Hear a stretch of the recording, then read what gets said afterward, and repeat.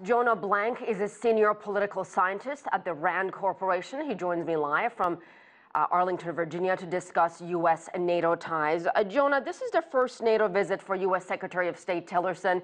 And today he said the U.S. commitment to NATO is strong and the alliance remains the bedrock for transatlantic security.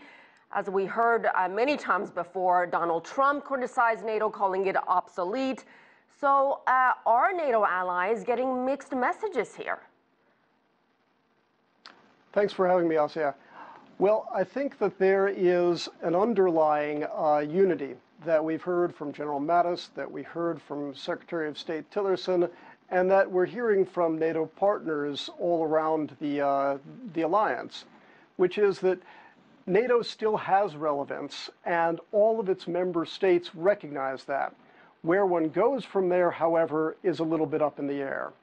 And besides really wanting to hear a strong commitment from the United States, which Tillerson tried to do today, what other type of assurances do NATO members need to want to hear from the United States, from Tillerson? I think NATO members really want to hear the same message repeated without a lot of static.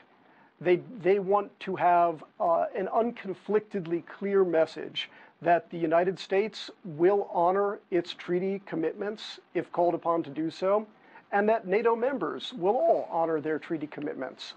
We have to remember that the only time in history that Article 5, self-defense clause, was triggered by NATO was after the 9/11 attacks, when the NATO allies all came to the aid of the United States. Let me ask you about Russia. How much do you think Russia, its military activities in Ukraine, and then the possible link to the Trump administration in the 2016 election, how much of a distraction is that creating at this very important military gathering? The actions by Russia over the past few years are definitely spurring a lot of concern in NATO and for NATO. Let's remember, NATO was formed as an alliance against the Soviet Union. After the Soviet Union disintegrated, a lot of people asked, why do we need NATO?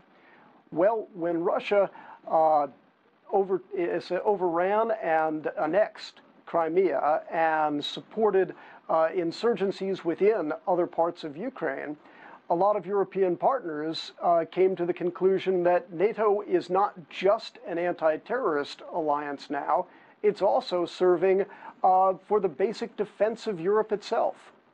And what about these financial commitments? Certainly the Trump administration is not the first administration to call on NATO countries to really make their share of contributions to the alliance. As our reporter said, only 5 have hit the 2% target for military spending.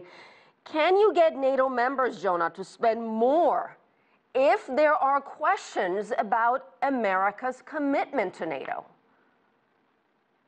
That's a very good question, Asieh. I think that NATO partners will spend more, perhaps 2%, perhaps not, but only to the extent that they feel assured that the United States will be there for them.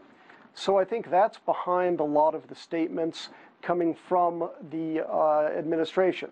The Secretary of State and before him the Secretary of Defense have been trying to reassure NATO members that the United States will live up to its commitment and that this really is an alliance and not a protection racket.